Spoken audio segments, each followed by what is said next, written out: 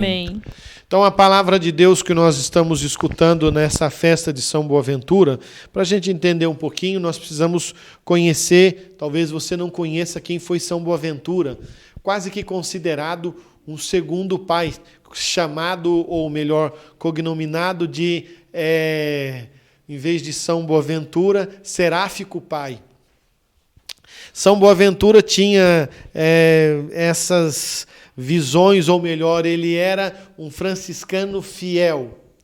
Tanto que ele foi muito douto e conhecedor da filosofia e da teologia. Foi professor em Paris, faz ser junto com Tomás de Aquino, que eles dois vão defender que os religiosos precisam de uma formação mais profunda, conhecimento filosófico, teológico, para viverem melhor a sua consagração de vida.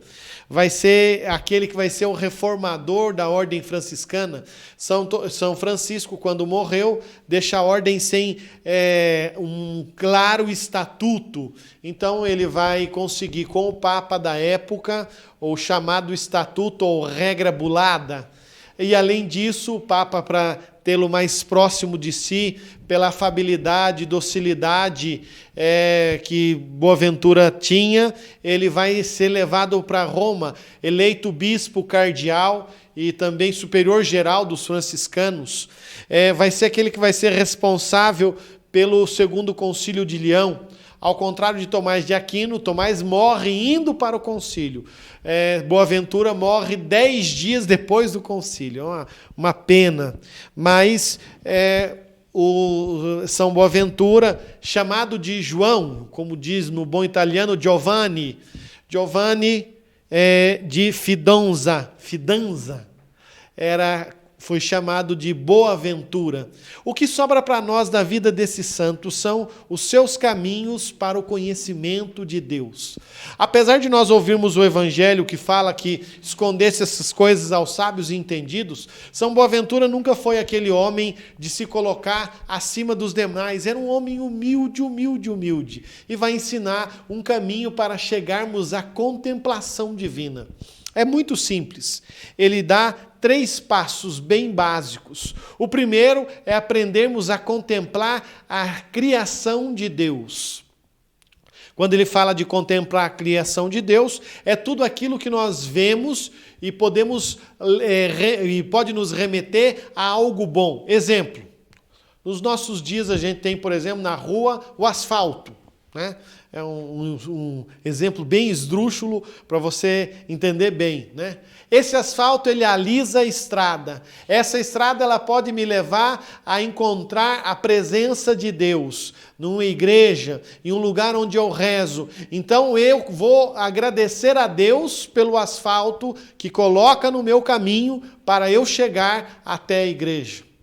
Então, em tudo que ele ia encontrando pelo caminho, pelas estradas onde ele passava, ele ia agradecendo a Deus. Esse era o primeiro caminho de contemplação, contemplando a criação de Deus. O segundo caminho era contemplando e amando as criaturas. São Boaventura tinha uma coisa que marcou a sua vida: nunca falar mal de ninguém. Essa talvez seja difícil, né? Nunca pronunciar algo que não seja algo bom da pessoa. Ele trazia um princípio que, se não fosse para falar bem daquilo, era melhor ele ficar calado. São José Maria Escrivá vai falar muito disso, mas eu não sei, talvez tenha aprendido com São Boaventura.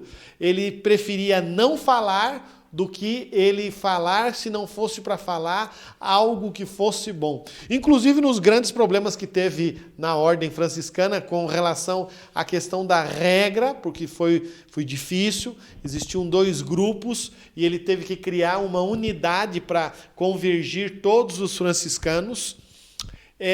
Ele nunca reclamou de nenhum dos seus irmãos, porque ele sempre via que se ele reclamasse ou falasse mal de uma pessoa, ele estaria falando mal de Deus, porque cada ser humano era filho de Deus. Sendo filho de Deus, eles são criados por amor Deus amando criou aquelas pessoas. Então ele não podia falar mal daquelas pessoas de forma alguma e de nenhuma criatura. Ele em tudo agradecia a Deus por tudo, tudo que ele vivia. Então ele contemplava as coisas, as criaturas e dizia sempre a Deus: louvado seja o Senhor. E o terceiro caminho é a contemplação de Deus.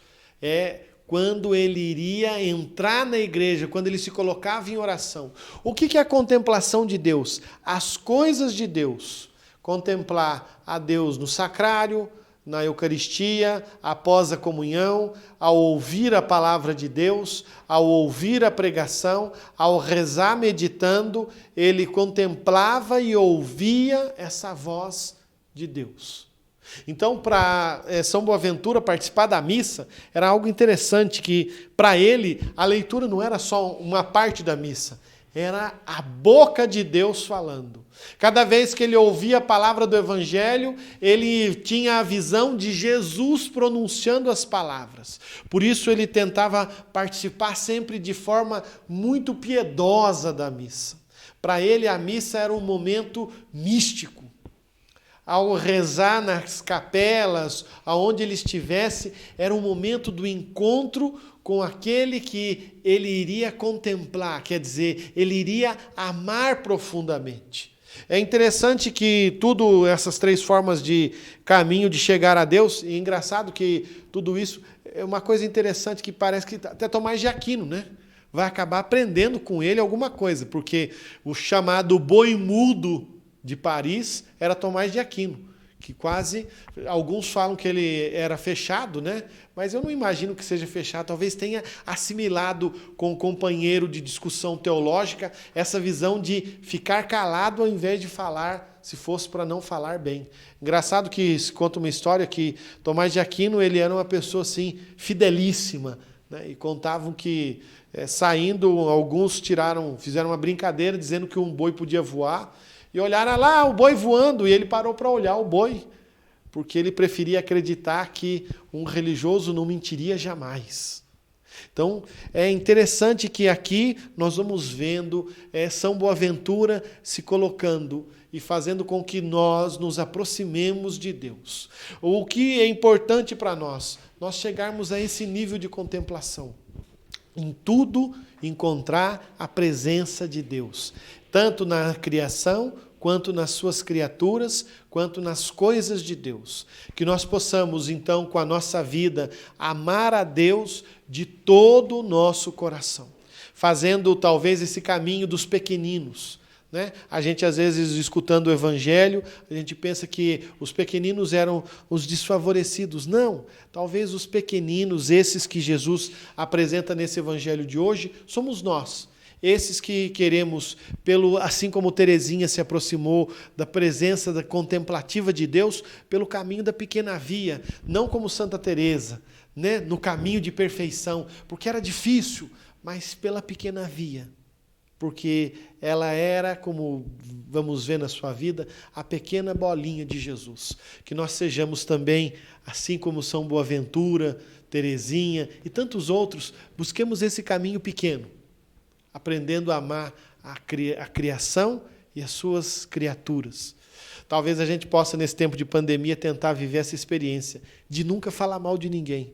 Vamos tentar pelo menos um tempinho, né? Quem sabe pelo menos por essa missa, até a missa de amanhã, para a gente poder viver como São Boaventura. Louvado seja nosso Senhor Jesus Cristo. Para sempre seja louvado.